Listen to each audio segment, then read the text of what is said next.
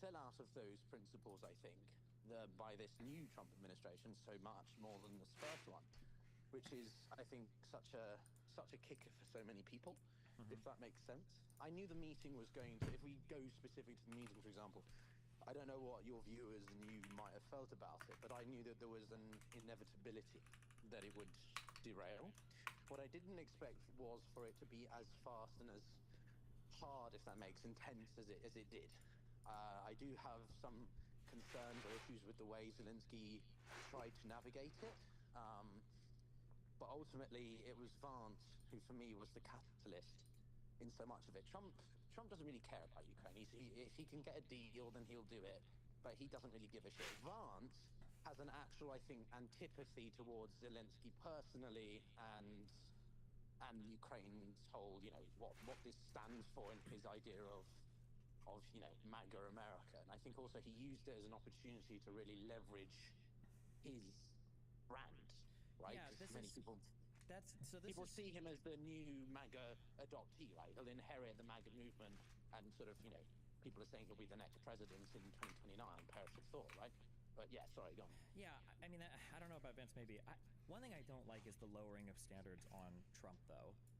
If you had an adult who was lounging near a pool and, 25-year-old guy drinking a beer, and a child who's 3 years old were to waddle by him and fall into a pool in front of him, and he were to just sit there, drinking beer, watching the child drown, and somebody were to come by and go, yo, what the nobody would accept as an excuse for the guy to be like, what am I going to do? I don't like this idea that Trump gets an infinite pass on being such a weak, feckless, worthless leader just because, LOL, it's Trump. Like, what is the point? I don't think that's not what I'm saying. Well, no, but I mean, think, because Trump himself said, I think, what are you going to do? They're a nuclear superpower. Okay, so is the United States. Why is it that we approach international negotiation against Russia like we're these weak, cucked, spineless can't do anything? Like, we have no power at all. Like, why would Ukraine even ask the United States to help settle a peace deal if the U.S. is just going to go, well, I don't know, World War III nuclear weapons, LOL, and that's it?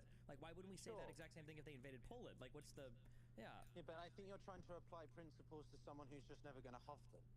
Trump's never going to be like that, so it's pointless even trying to exercise that thought, isn't it?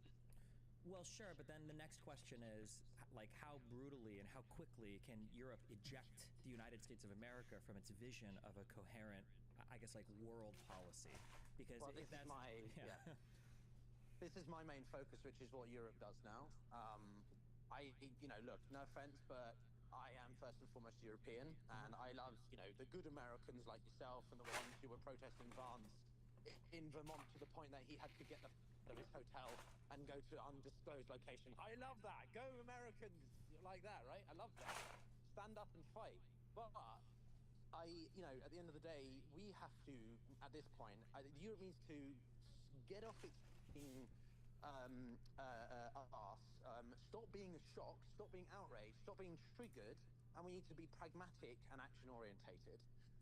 We have to treat every future situation as a worst-case scenario now with the United States. I hate to say that, but we do, because at the drop of a hat, Trump can pull the plug on so much shit. Yeah. And this is a huge critique I have of the Europeans, which is we have been complacent and entitled for far too long. The one thing I do agree with Trump is that the US has provided security assurances for the Europeans, which did freeload, and to our own impediment, right? To our own detriment. How do you freeload how, though? The United States gets a lot out of access to European markets, out of the ability to trade. I'm talking purely in a security sense.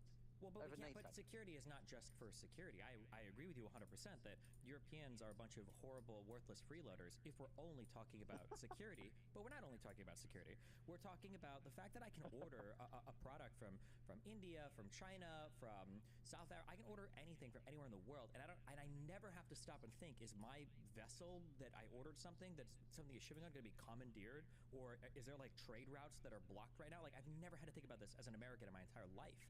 And the fact that Europe has been able to develop as economically heavily as it has in the shadow of World War II, it recovered tremendously. Germany today is a manufacturing superpower. All of these things have happened under the guidance of the American security umbrella, and it's benefited the United States as well. It's not like when we separate, it's not like you guys are going to be better off for it. You're going to be worse off for it, and America's going to be worse off for it. Everybody's just made worse off by this happening, I think.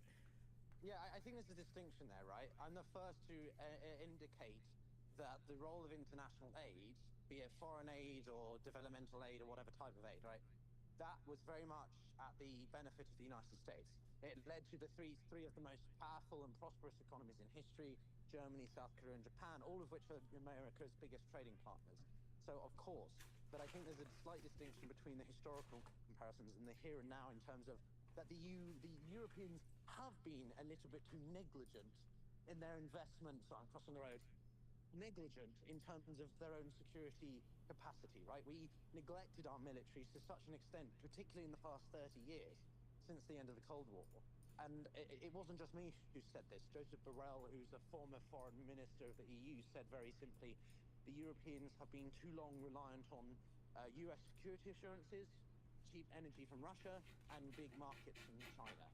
So the point I'm making is that Europe needs to get the hell up, wake up, and we need to take ownership. My concern is that whilst we have the capacity to do that, we always seem to fall back into this lapse of judgment that actually maybe we don't need to be too worried about it. But like, it's make or break time, guys. We've got to do something about it. And also the time horizon, right? By the time it takes for Europe to get shit together, it's still time for Putin to remilitarize and be a genuine threat, right?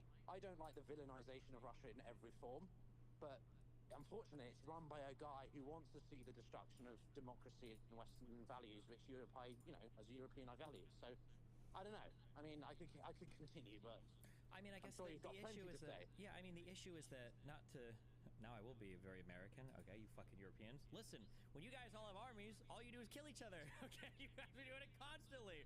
Prior to World War II, prior to World War I, you give every European country an army, you got another 100 years war. You got another Fourth Reich. You've got more people fighting all the time, constantly. I think that after the fall of the Soviet Union, people were worried that Europe would fall into that trend of everybody fighting each other again.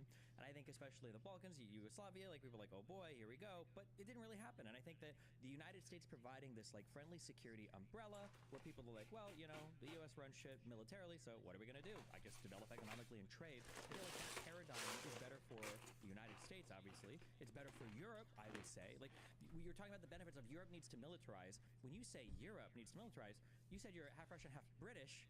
What does that even mean now? Because the UK is not even part of the European Union, so is it going to be the own British army? You're never having an EU army, right? I think that the right and the left Eurosceptics would literally go into seizures if the EU started to form some kind of like military. So there wouldn't be a coherent. Really? You think so?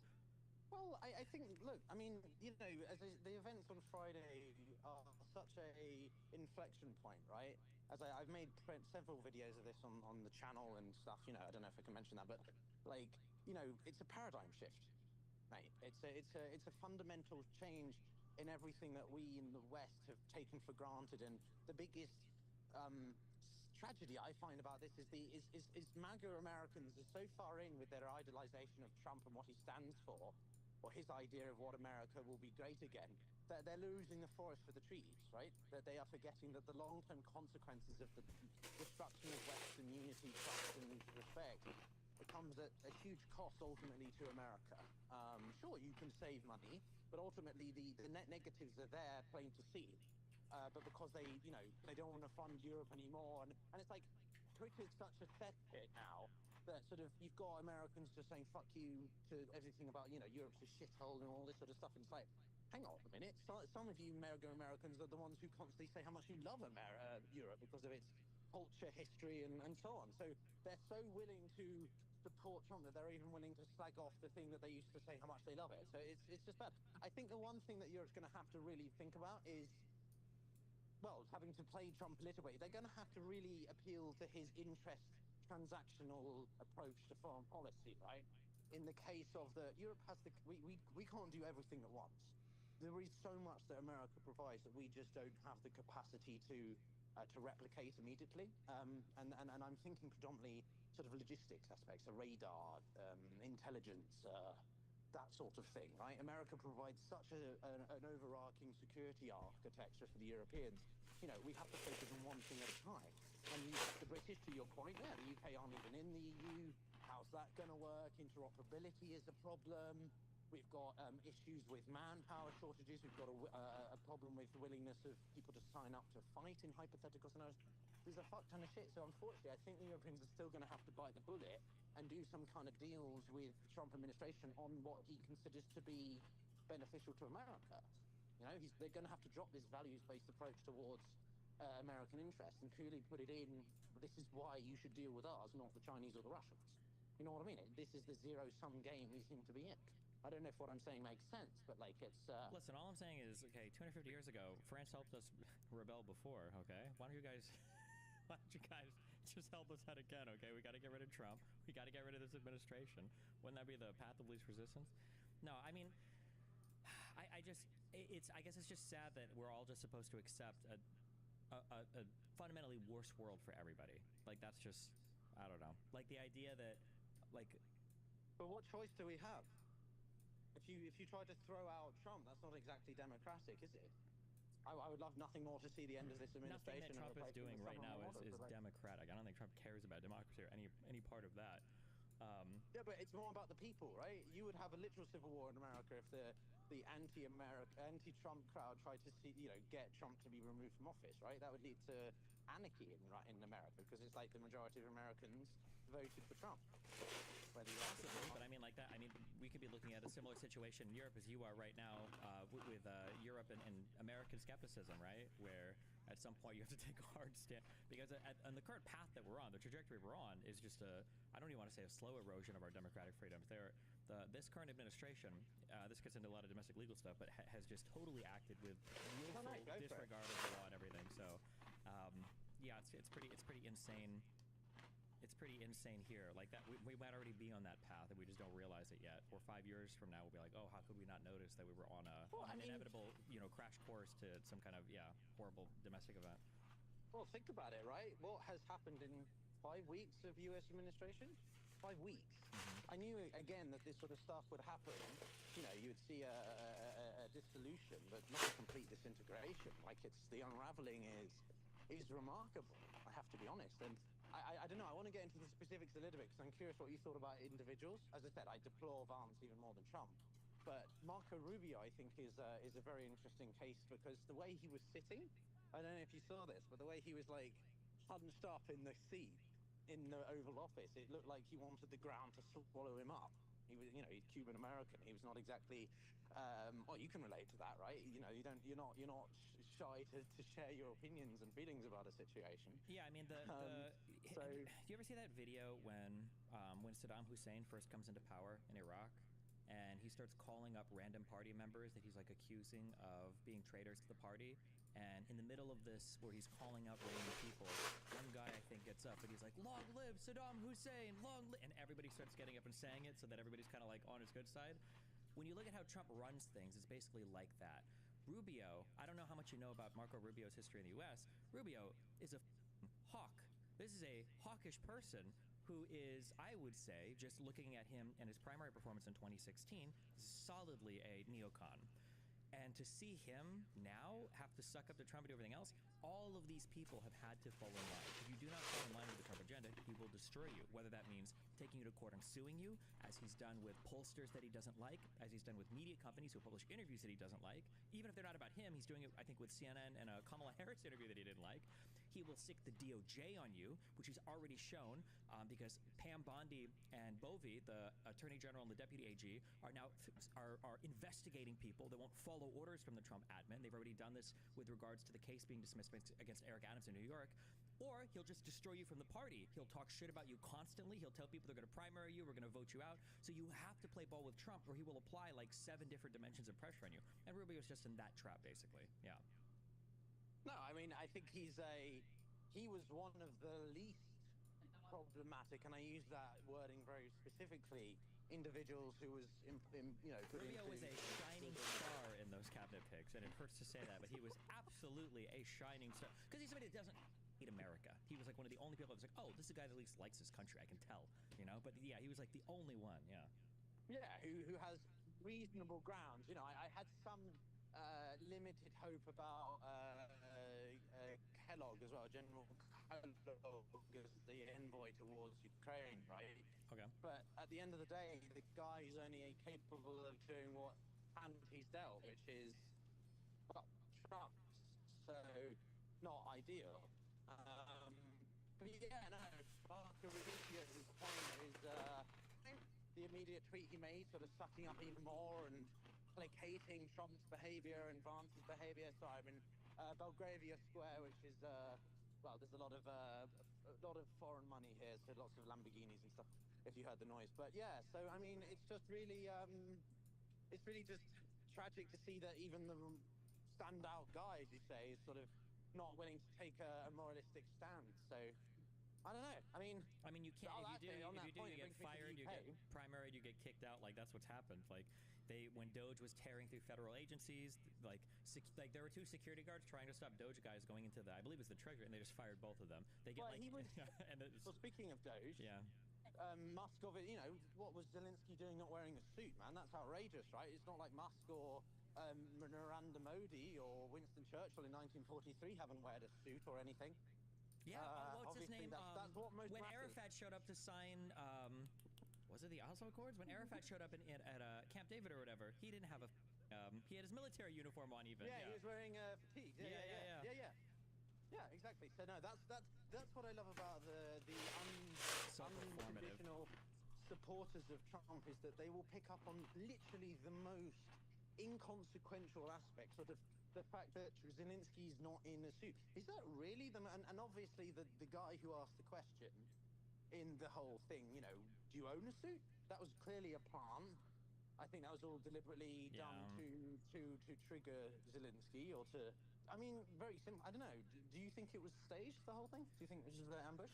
Honestly, the thing that makes me feel like it was staged the most is when Trump said, "I'm glad I let this go on so long so you could see," or whatever. That was a really weird comment to make. When I heard him say it, I was like, wait, what do you mean you're glad that you let this go on so long so people could see? See what? Yeah, I don't know. It feels stupid, yeah.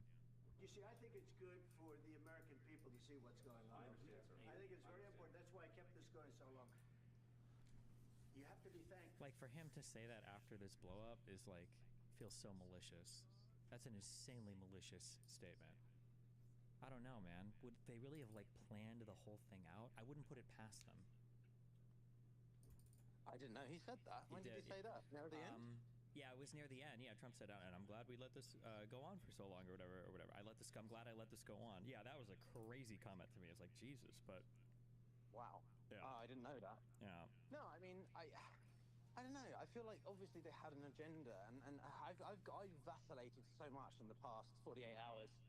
I ended up giving up my Friday night because of what happened. I was just so caught up, you know, covering it on YouTube and other social media and stuff, and I vacillated thinking sort of that this was staged, it wasn't, but ultimately sort of either if it partially was, the implications are so significant, I don't think it would have mattered either way, to be honest. I think that if it had just been between Trump and Zelensky, maybe you're going to disagree with this point, but I don't think it would have transcended into what it did. But, probably not, but I think that one issue that people have, I don't know if we'll disagree on this. I don't think there is any deal that Zelensky could or should sign that doesn't include security guarantees. What a waste of fucking time, in my opinion, to put pen to paper on something that doesn't have a security assurance from the United States or anybody in the West. And it sounds like when Zelensky was going to the White House that Trump had no intention whatsoever of providing any of those security guarantees. So, I mean, privately, maybe it wouldn't have turned into a shouting match or whatever, but, like, I don't know if they would have walked away signing anything, unless it would have been the weakest deal of, like, just the outline of a thing that meant nothing anyway. Yeah, no, I think so. I actually disagree with you on that. I think what's more interesting is the framing by which the Ukrainian delegation or representatives tried to frame it as though it was sort of the revised version was somehow improved. Yeah, so there's lots of this sort of sorry about that. Yeah, so it's it's just really sad to see that's the extent by which, you know, the Ukrainians have to sort of try and make it look as though they've won the US delegation round, right? It's and to be honest with you though, I'm not entirely sure what a backstop would look like. This is a popular word that is used in international relations, but it never really has a clear sort of definition. Like sort of the US continues to be present through a reduced NATO presence in Eastern Europe or something like that, whilst the Europeans take up the peacekeeping front lines in actual Ukraine. Like it's sort of to properly road map or blueprint out, if that makes sense, how it would physically be working in the region is very hard to imagine, to be honest. Well, I think the reason why it's hard to imagine, I don't think it's actually that hard to imagine. I think that when somebody, I don't know how big you are on business stuff, but somebody asks me a question and they have a difficulty, or if you have like difficulty feeling what you should do with a particular life decision or a particular like business decision, a lot of the times the problem is a first principles problem. You don't actually know like, well, what are you about? What are you trying to do? You know, on a really big macro level. When you don't have those questions figured out, every little minor decision becomes very difficult. I think the reason why it's hard to envision what does a U.S. backstop look like, what does any of this deal look like, it's because Trump has no comprehensive vision, or at least he hasn't expressed a comprehensive vision on anything, on like what is the U.S.'s role in Europe. What should a final resolution between Ukraine and Russia look like? What does future involvement of the United States look like in enforcing? Like any of these broader questions, just the broad question of like, what is the United States role in Europe and the rest of the world? I don't think anybody knows the answer to that right now, right? You've got a U.S. president who says they don't want to be involved in European security, but they want to own one of the most hot pieces of land in the Middle East, the Gaza Strip. Like, what is the underlying philosophy that's guiding both of these decisions besides chaotic, random, like, dipshittery? Like, I have no idea, you know? Well, no, it's funny. It's a paradox, isn't it? Because on the one hand, Trump's talking about isolationism and disengagement from U.S. commitments or activity in the international system, but at the same time, he's talking about, you know, physically occupying and presiding over a piece of land that has no strategic or materialistic value. No offense to the Gaza Strip, but it would be, well, he wants to turn it into a Riviera. Okay, sounds like a stand-up form of foreign policy for the Trump administration. But also, I think it shows you just how much Trump sees the world through great power politics, right? He sees things through might is right, and the only way to really get what you want is through show of force. And that expendable states, be them Ukraine or any other small state, they're just that. They are pawns in the greater strategic game, and that's why he's, you know, prioritized talking to Modi over even the British or the French. He's prioritized talking to the Russians and ignoring Ukraine. And it's this stark shift from the Biden administration. I mean, Biden couldn't be any more of a multilateralist. He couldn't be any more of a guy who talks about international cooperation and values and whatever you think about his hypocrisy or inconsistency in policy versus rhetoric. It's you know, it couldn't be more of a 180, I guess is what I'm saying. Mm-hmm. So, yeah, I don't know. I mean, what do you think happens next then? I can't predict. It's like when people ask me, like, why do you think this guy's doing this, or what's going on with it? I have no idea. I can't predict anything. I have absolutely no idea. Everything just feels like chaotic randomness to me. Like, there's a world where tomorrow somebody shows Trump a deep fake of Putin calling him a big sissy pussy baby, and Trump says, you know, we're actually going to be shipping nuclear weapons to Ukraine so they can defend themselves because we think Ukraine's the most important country in the world to maintain its safe. Like, I have no idea. I truly cannot predict. Nothing in this administration makes sense to me.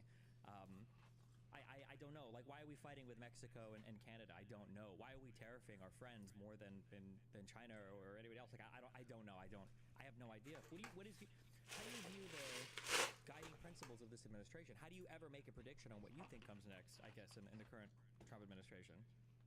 I think that it's the one thing about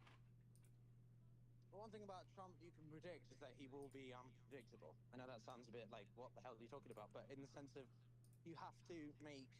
that's why I think the Europeans are best placed to not take anything for granted anymore. Mm-hmm. You have to go on the notion that worst case scenario is most likely what could happen.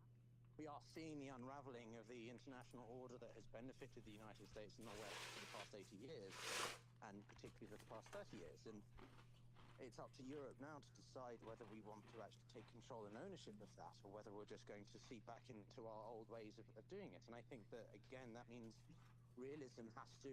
It doesn't mean you have to sell out your principles completely, right? The EU is a pole for soft power. Right? We are. Not whether again it's hypocrisy, double standards of the past, but like a lot of people look to the EU as upholding things around climate change or human rights and democracy and things like that. And the US is not doing that at the moment. So the EU has to balance. Okay, you're saying a thing, and I take issue with this. I hear a lot of people do this. Realism. We have to be, we have to look at real power politics. We have to look at all these things. Why is it that that is only ever applied to Russia? Why is that never applied to the United States? Like, why is it never the case that, so for instance, Trump will say any crazy outlandish thing, and all of the maggots, will crawl to slurp up whatever falls out of his body, saying like, oh, well, that's how he negotiates and blah, blah, blah. Why couldn't Trump tomorrow say, actually, we want the war in Ukraine to end, and if it doesn't, we're firing nukes on Moscow on the 1st. We're nuking Moscow. Now, obviously, that would be an insane thing to say, but why is it that Trump can only say insane things against our allies? Why can't it be on Russia for once to think like, okay, well, the U.S. is kind of crazy. Would Trump do it? I'm not sure. Maybe I should proceed with caution. There is no caution whatsoever on the Russian side. The only roadblocks that this administration seems to throw up are in front of allies. Why is it? I'm curious, or maybe I'm missing something. Can you give me a single time where Russia has had to decide something like, ooh, maybe Trump's going to really hard on this one, as opposed to right now, it just seems like they're getting every single possible thing they want from the U.S. administration? Well, I mean, keep in mind that this U.S. administration's only been in 6 weeks, and we did see a fair amount of that from Biden as well, right? There's been a lot of rhetoric about bringing Ukraine into NATO and that they would always be part of the NATO alliance, but in reality, the Europeans are not on board with that because Ukraine is not ready to join NATO. They are not on the same economic or military level. The interoperability is a problem. Corruption is still a thing in Ukraine. Sure, but the support for Ukraine was unequivocal from Biden, the biggest... Yeah, but it's rhetoric. Well, no, it wasn't. Shipping weapons, making intelligence available, like trying to provide as much material support as possible. Yeah, but that's a Band-Aid, isn't it? That doesn't solve the systemic threat that Ukraine feels. True, but I mean, it's a solution to the situation. Right? Yeah, but they're not in NATO, and deploying U.S. troops formally against Russia is something that historically we just don't do. I think for decent reason. But I'm just saying that, like, at the very least, like, Biden was a thorn. If nothing else, it was a huge thorn in Russia's side, whereas Trump seems eager to capitulate to any Russian demand. Mm-hmm. I think it goes back to the sort of one argument has been put that the U.S. doesn't need to stoop to such levels as the Russians do. They don't need to be as primitive in making such threats to force the capitulation of the Kremlin. I mean, the US has... That's true, but that's only when you're willing to exercise soft power, which the United States also doesn't do. The reason why you don't have to capitulate in a barbaric way is because you've got larger ways to bully people around. But who are we bullying? What did we just announce? Didn't we announce tariffs on the EU? We've got our tariffs coming online for Canada and Mexico. We're using our soft power against all of our allies. I don't know why. No, I know. I think it's also because you just don't want. I think it's a reputational aspect that the US doesn't want to be sort of criticized as condoning Putin's policies, right? But there are a couple of examples where the US has really put forward some suggestions, right? You can talk about the $350 billion, which is, of Russian finances, which the Americans have suggested multiple times they would acquire, and haven't, because they knew that really is a red line for the Russians. Also, when Putin was making threats of, when he did them partial quote unquote, which was full mobilization in 2022, that was Putin really, I think late 2022, about 5-6 months into the war, just after Ukraine had made the counteroffensive in Kharkiv, the Russians were really on the back foot. He was making, renewed nuclear threats. He was being very, very, that was Putin as rattled as I've seen him in a long time. For sure. And I think that was because the Americans were really beginning to up the ante, and you could see it paying dividends in terms of the military operations that the Ukrainians were managing. Sure. But then obviously the Russians dug in. Putin having to flee Moscow for that mini 2-day coup from Prigozhin. The mutiny from Wagner. Yeah. The mutiny from Wagner. Yeah. Well, that was obviously a dumpster fire in terms of. For some reason, Prigozhin thinking that if he got on a plane a few months later, he wouldn't be then taken out in the air by Russian whatever it was. Really? I thought it was a DEI pilot. I thought that's why that plane crashed. But yeah, maybe it was maybe he got no volume, I guess. Yeah, I don't know, man. I don't know. The thing is, I just don't know what this administration wants. Like, I'm curious, in a final Ukrainian-Russian settlement, I see right now, this feels disgusting to say, but I see Ukraine having to give up every occupied territory right now, essentially. Like, all of the southeast, basically. Probably assurances given to Russia that Ukraine won't be allowed to join NATO, or maybe probably not even the European Union for the next 10 or 20 years. And what is Russia sacrificing? Like, what is Russia giving up for this peace deal? Well, nothing. I mean, I'll put it this way, right? There's a distinction between what I would prefer and what is more realistic. I'm also just outside Lancaster House, everybody, so this is where the European leaders are meeting, or have been for the past, like, 2-3 hours. As you can see, it's completely fenced off. It's lovely sunny evening here in London, but yeah, I just wanted to come down. You've got camera crews and, well, there's a Ukraine flag, obviously, and up.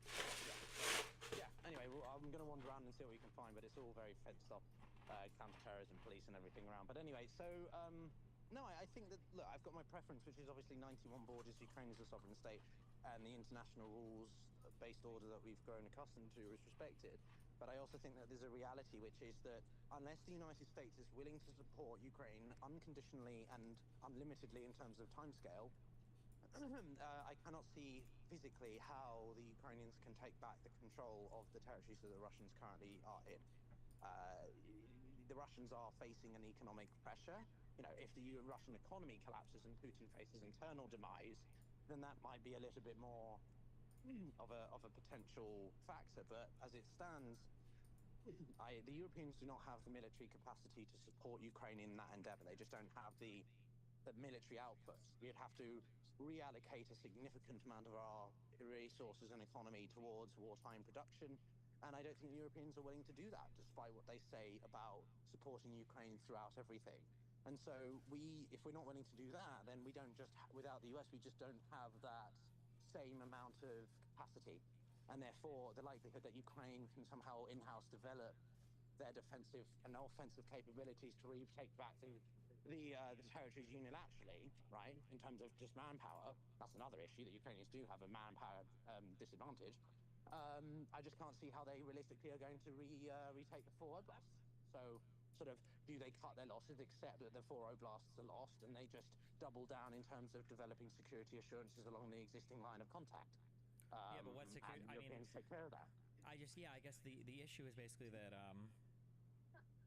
yeah, I mean, it's a full Russian victory. I don't know what the point is of I would prefer the U.S. just not even be involved at all then. Like, I feel like there's a worst case scenario, which is the U.S. negotiating a bad, or like this is worse than a worst case scenario. Like, why would the United States be involved in negotiating such an absolute and utter and total surrender? Why are we even involved? What's the point? Like, I don't know. It just seems so stupid to me. Like, I don't know. I think that's the argument of people. I think that's the argument of people who are more, I don't know, pro-Putin or Putin apologists. But in that sort of, the Americans should never have got involved as much as they have, because the likelihood that, you know, we either had to give Ukraine everything from the beginning, or give them, you know, basically it was Biden's inconsistency and reluctance to be committed, like, either commit fully, but he was still holding back. You know, the only time the Ukrainians earned javelins, they earned ATACMS, but each time it came too late, too little too late, and by that point the Russians were dug in with positions, and therefore it was a pointless thing to do. And so I think there's two things. I think there's two things going on. So one, so retrospectively, I think we kind of forget this, but I think, and my Ukrainian friends are going to kill me, but I think it was fair in the beginning to be a little bit slow, because even though Ukraine is seen as this, like, really noble, good nation now, and I agree with the view, and Zelensky's an awesome guy, Ukraine did have a whole bunch of problems related to corruption and everything else prior to 2014, for sure, and even prior to 2022. So the idea that they're getting invaded, and now we're just going to, wait, are you still here, or did you get totally DC'd? Oh, fuck, he's totally disconnected. In the beginning, I could understand not giving everything to Ukraine because we had no idea how they would utilize it, right? So I'm a little bit sympathetic in the first few months, at least, or half year or whatever, of like, okay, well, let's see how they are able to fight. You wouldn't want to turn over a bunch of military stuff, and they end up getting steamrolled anyway because they just don't have the ability to mobilize. Like, nobody really knew what that war would look like, despite so many opinions on both sides of it. But then after a couple years, I think that the issue that you ran into was Republicans in the United States just didn't want to support Ukraine anymore. And it became a fight on every single piece of legislation then, whether or not we were going to greenlight more support to Ukraine started to become tied to like border bills in the United States of America. And it was just like ridiculous. So I think that I don't know. Like I feel like if you're a country and you're fighting with somebody else, the idea that the U.S. is like in the shadows, is like behind your opponent, that should be like a really scary thing. But right now, it just seems like a really cucked thing. Or even it's like it's like good for you. Oh, cool, the U.S. is involved, so we know that whoever we're fighting against is now going to be super cucked because the U.S. isn't going to want to be involved in anything, and they're going to hold them back the whole time. Like I don't know, it just feels really shitty to me. When I say I don't think the U.S. should be involved now, it's not because I don't think they shouldn't have ever been involved. It's because now it seems like the U.S. is, Russia has to play real power politics, and the U.S. has to play like real cuckold politics where we can't do anything and they can do everything. It's like I don't know. Well, this is the problem, right? The anti-Ukrainian voices will say that Russia's winning and the Americans and NATO can't even beat Russia, but sort of they miss completely the point, which is that the Americans aren't actually involved. They're sending weapons indirectly, which is not the same as American forces actually fighting Russia directly. But we wouldn't ever want to get to that point because that does lead to Armageddon. So sort of the United States is having to play the bigger player by not getting as involved as it could otherwise too. It would, because it would crush Russia, right? You've got 35 countries or whatever, 32 in NATO, and well, half of them are the same size economically as Russia versus let alone the United States, which is what 20 times. So yeah, it's an unfair answer from the beginning, right? It's not a fair argument. It's a disingenuous argument from the beginning, rather. So that is part of it. But I also think that as I said, I think it goes back to the sort of the tug of war between what some people within Washington wanted to do versus what others felt was too scary. The fear of mad is very much there. And so I think that pulls a lot of Democrats, maybe not so much some of the neocon Republicans or something, into being like, well, we don't want to get too involved. We shouldn't give Ukraine too many weapons because that might antagonize the Russians. But then by not doing so, they're worsening the situation long term because the Ukrainians are still going to fight, but they're just going to be at a disadvantage, and the whole thing just breaks down. You know what I mean? So it got to the point, I think, halfway through the war, at least for the past 3 years, where at that point, no matter how much the Americans gave Ukraine stuff, it was never going to be enough because there was always that sort of hand pulling them back a bit. You know what I mean? Sort of, they were dragging their feet still even a little bit. So yeah, I think at this point it's not salvageable. I just don't see how, unless Trump does a 180 again, and it's like, yes, actually I'm going to support Ukraine completely because I feel I've been f***ed by Putin, Ukraine can somehow come out of this on top. It just doesn't seem realistic, as much as it pains me to say that. Here's the biggest issue that I have, and I think we understood this at some point historically, right, when we talk about appeasement, right? When people say things like, we're scared of World War III, we're scared of nuclear whatever, wouldn't it be better to stop this type of behavior or to show Russia that it can't act this way because they know that that's going to happen, rather than kind of like tempting them into doing it over and over again? Because wouldn't those exact same arguments apply if Russia decided to invade any of the, Estonia, Latvia, Lithuania, Poland, Finland? Like if Russia wanted to invade any NATO country, why wouldn't those same arguments apply? Why would they expect, any U.S. presence to be involved in any of these things as well? Because wouldn't those exact same arguments be used? I don't understand. Yeah, I mean, look, I think this is the problem. You don't want to fall too much into the direction of appeasing someone that you know will exploit you, but equally you don't want to push it to such an extent that you can't come back from it, right? So I don't know, I'll give you a personal example of my own internal dilemma about this. In the early days of the war, there was the discussion about the NATO no-fly zone, enforced no-fly zone by NATO. And I was not sure about that, because if the Russians and the NATO did engage in the air, that is a trigger potentially for, heightened escalation. The Russians can claim that NATO shot them down, vice versa, etc. And so the point I'm making is that once you go too far, you can't come back from it. Yeah, but I think that's the restraint thing of the Biden administration, right? Yeah, so I don't like this thinking because I feel like this thinking legitimizes the saber rattling of nuclear winter. let's say that were to happen, and I used to repeat these arguments, but like, let's say that you do get this. The U.S. comes in and they big dick it, and they say no fly zone over Ukraine. End of story. And Russia's like, well, fuck you, obviously. You're not going to no-fly zone. What are you going to do? We're going to start having Russian and American jets shooting each other? And then Russia deploys air forces, and the U.S. says, yeah, we are. And the U.S. starts shooting stuff down. What's Russia going to do? Like, Putin, for all the hate that I might have for Putin and anybody else, I don't think Putin is an actual, like, maniac who's like, all right, I'm going to start fucking everything. This. Like, I think at some point Russia has to say, well, the U.S. is an illegitimate fighter. They're involved in this. This is terrible. We're going to pull back. Do we really expect, like, the U.S. is not firing the first nukes, right? We know that. Is Russia going to fire the first nukes for Ukraine? I don't think so. And it sends a strong message like, okay, well, no head of state wants to be the first. No, I mean, no head of state wants to be the first to launch, to press the red button. The reputation and legacy that leaves behind, right? Putin is wanting to be seen as the savior and of Russia, not its absolute destruction. So it goes against everything that he stands for. But the problem I have is that Russia is more of a rogue state than, say, China. So, for example, when the Chinese and when the North Koreans and the Russians signed the strategic partnership in June, the Chinese were very quiet about that because they don't actually want it. They don't want the spotlight on Eastern Asia because, well, that brings attention to their activities in the South China Sea, in Taiwan.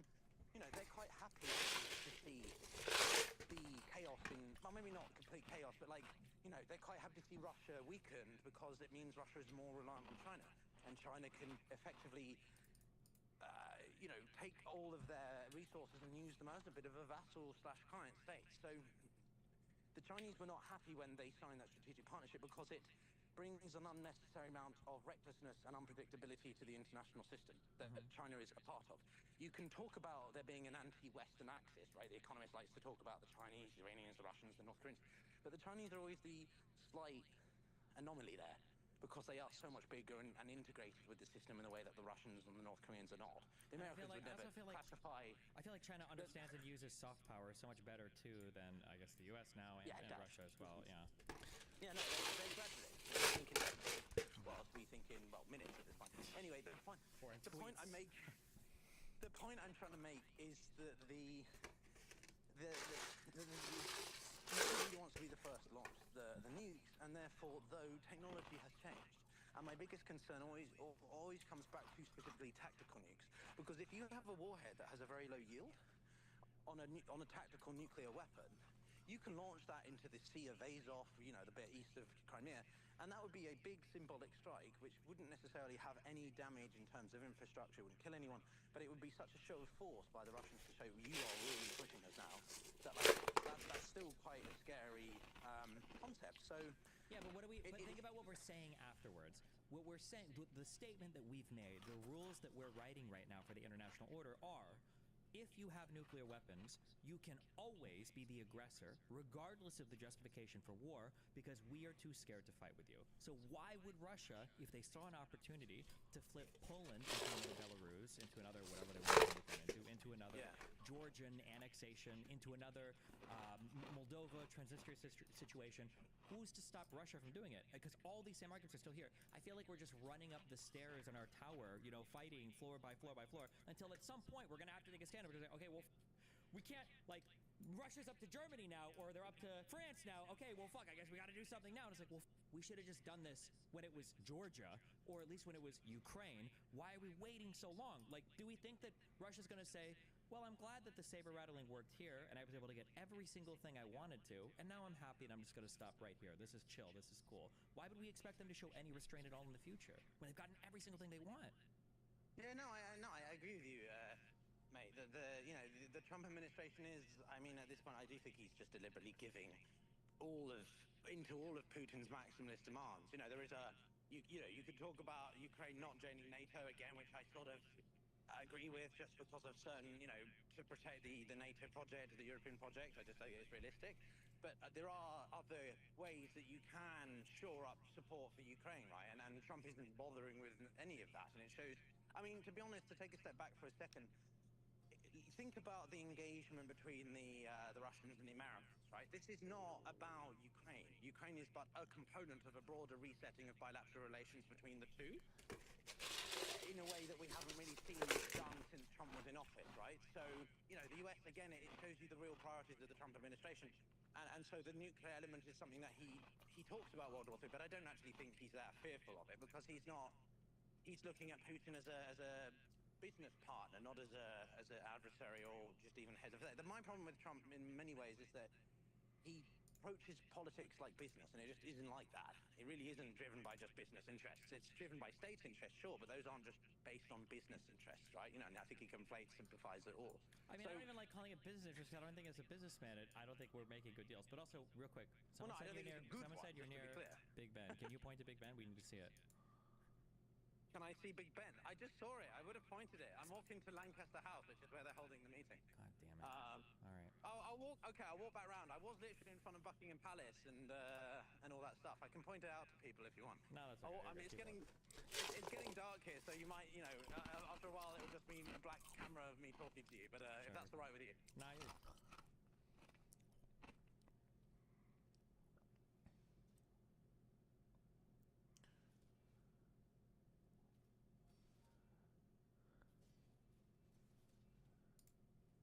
Oh, we've got a legendary Hassan crash out. Where? In chat. Oh my God. Listen, I'm very impressed with the level of influence that I'm getting specifically with Hassan, because not only right now, I'm getting elevated to levels that I never thought possible before. It's like Dan Saltman, Ethan Klein's handler, and I'm like, you know what? I'll take it. I am Ethan Klein's handler. He checks in with me before every podcast, and I sign on. Got to green light all the content. Yeah. I'm like, Ethan, I don't think that one works. Here's the daily narrative. Exactly. What are we trying to say about Hassan today? I let him know. Yeah. I'm like, Ethan, I don't think this is gonna work. And he says, Dan, I've been doing YouTube content, and I say, let me stop you right there, Ethan. Okay. One of us has, I can't. I'm sorry. One of us has the nicer looking menorah. Okay, and that's me. My menorah is better than yours. And he's like, that's true. And then that's the end. Basically, I tell him, all right, here we go. Hassan keeps blaming Destiny fans for Asmongold rising to the top of Twitch politics, this time in Discord. Sex Destiny fans. Yeah, I was saying that. Spread fake bullshit on Reddit. Wonder why Asmon's fans use the exact same language they used about me being a radical. Because Sex Destiny fans spread fake bullshit on a Reddit group that they literally control the moderation of. What's that a reference to? On a Reddit does he mean like a subreddit? A subreddit that they literally control the moderation of. Oh, he's playing into the narrative that because Stale 1000 I think is a fan of mine, that I control Stale 2000. 2000? Oh, I was talking to the degraded version. The Timu Stale. Yeah. Do you know how many content direction things I've given to Stale? So many. 0. Yeah. Do you know how many times people like Hassan have cried to the LSF mods that they had their own personal channel set up on the LSF Discord to cry about content moderation? Many. Dozens of times. Yeah. Well, then they get shocked when they put. Also, the LSF posting about me over the past month has been fucking brutal. Holy shit! Why the fuck? How am I in control of that? Look at any thread of me. But Hassan is the fucking biggest snowflake of everyone. He likes to put a lot of shit onto Ethan, saying, "Oh my God, Ethan is so like he can't handle it." But the thing is, at the end of the day, there is no one that's more sensitive in a fucking soy boy than this like 85-year-old balding,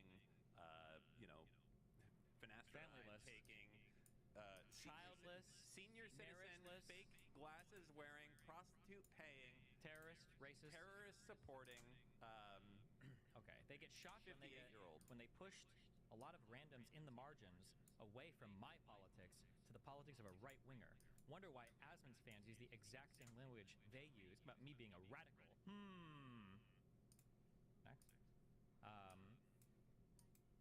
Some of them are libs who hate Asmon's politics. They just hate me more because their politics is primed by what Epstein likes and he hates Asmongold. You hate Asmongold? His politics, yeah. Some of them hate Asmon's politics. They just hate me more because their politics is primed by what Epstein likes and hates and hates. Oh, okay. Somebody said there was another one? No. Another one. Okay, never mind. I think you guys are retarded.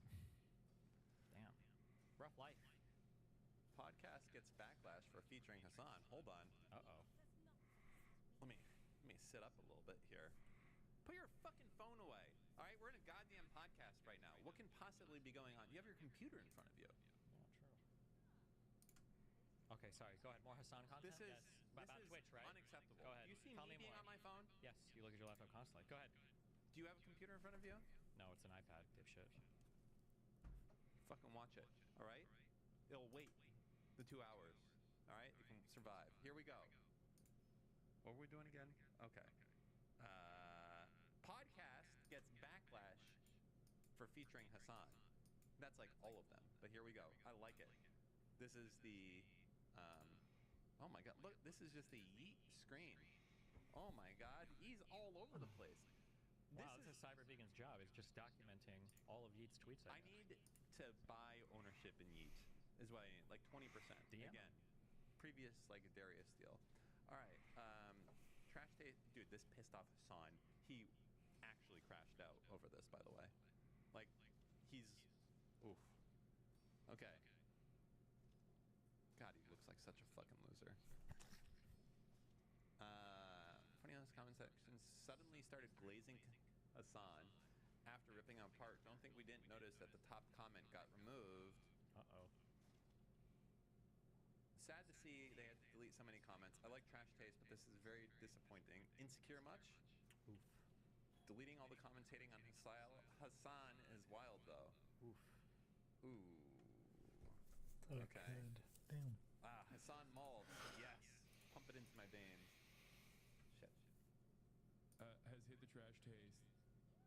Why would you do this, Hassan? Really? The terrorist endorser? Shame. Yeah.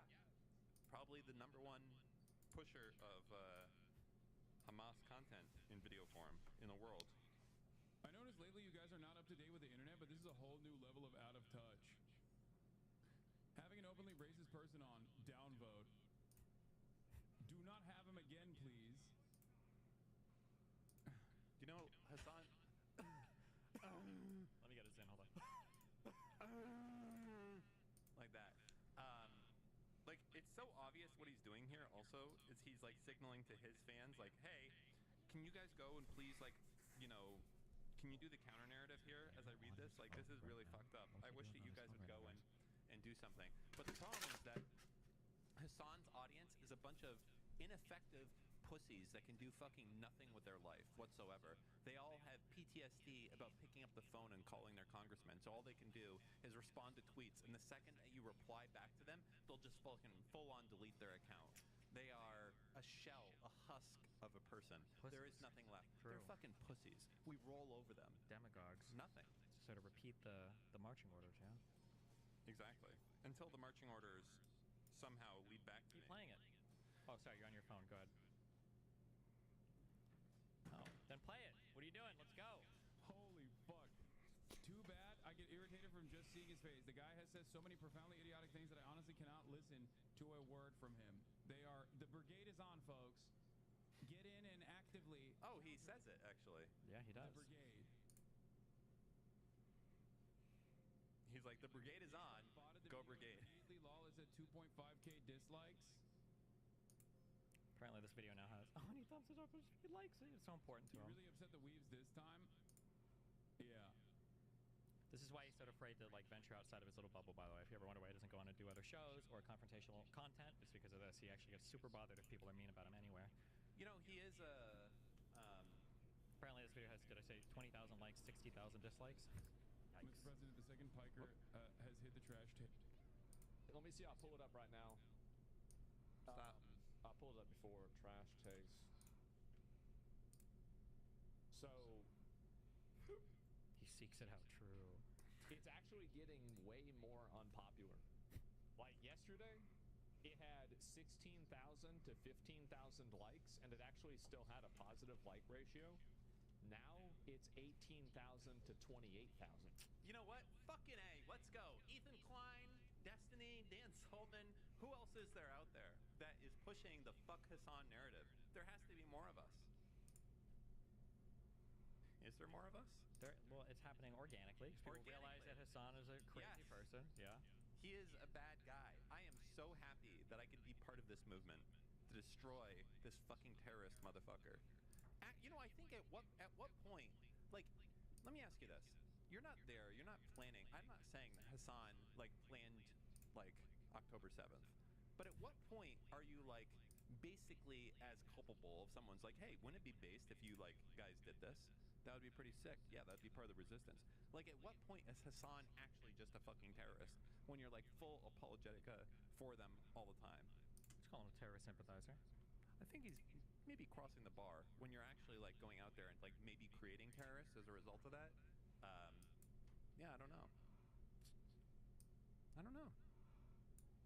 So this show is like absolutely fucking like getting ratioed like crazy. That's nuts. That's brutal, man.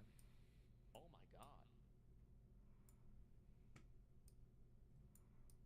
You'd think that you'd think that they'd be more positive to somebody who interviewed Luffy, but I guess not. That's a good one, Asmongold. Hassan is aware of the backlash, and he does not seem happy, making a number of responses addressing it. So let's take a look at all this stuff and let me know what you think. First off, some analytics. The video currently has 293,000 and two. I like that these two are fighting more too. God damn. God damn. 50% dislike is actually impressive. Well, it's way worse now. Wait, Supposedly it's like 24K, like 64K dislikes or something. I hate to say this because this is something that will trouble me deeply. But are the anime friends our friends now? I've always gone through life thinking that the people with anime profile pictures are my enemy, but maybe deep down we can. It's like the enemy of my enemy is my friend. Maybe. The thing is that like anime profile pics, it's like saying you like if I say I like rock music, that doesn't mean anything. There's like 50 trillion subgenres of rock music. Anime profile pics, there's a contingent of people online when they have anime profile pics, and you click their profile and they have something about like Rome in like their description. These are like the most Nazi people ever. But a lot of anime profile pics there are certain names that you see. It's like that's a trans person. There are other anime profile. I don't know.